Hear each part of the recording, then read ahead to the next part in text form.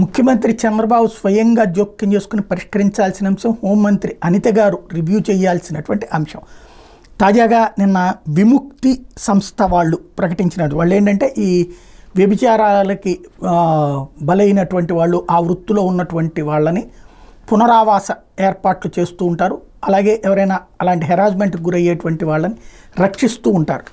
అలాగే ఆ వృత్తిలో నుంచి బయటికి రావడానికి వాళ్ళకి తగినటువంటి సహకారం కేంద్ర ప్రభుత్వ, రాష్ట్ర ప్రభుత్వాల ద్వారా చేస్తూ ఉంటారు. దానికి సంబంధించినటువంటి రాష్ట్ర అధ్యక్షురాలు అపూర్వ ఇచ్చిన స్టేట్మెంట్ సంచలనం సృష్టిస్తోంది. కేంద్ర ప్రభుత్వ లెక్కల ప్రకారం 2022 నాటికి ఆంధ్రప్రదేశ్లో సుమారుగా 140,000 మంది వ్యభిచారంలో ఉన్నారట. ఈ లెక్కన దేశంలోనే ఆంధ్రప్రదేశ్ ఫస్ట్ ప్లేస్లో ఉందట. ఇది దారుణమైనటువంటి నెగిటివ్ ఇంపాక్ట్. ఈ వృత్తిలోకి ప్రవేశించే వాళ్ళ సంఖ్య ఆంధ్రప్రదేశ్ రాష్ట్రంలో ఏటా పెరుగుతోంది. ప్రధానంగా జీవనోపాధి లేకపోవడం, కుటుంబ ఆర్థిక పరిస్థితులు, ప్రేమ, ఉపాధి, ఉద్యోగ అవకాశాల పేరిట మోసపోయి ఈ వృత్తిలోకి వచ్చేవాళ్ళు ఏటా పెరుగుతున్నారు. 10 నుంచి 15% మంది ఈ వృత్తిలోకి వస్తున్నారని అంచనా. కొత్తగా వృత్తిలోకి వస్తున్న వారి వయసు సరాసరి 18 నుంచి 40 ఏళ్ల మధ్య ఉంటుంది.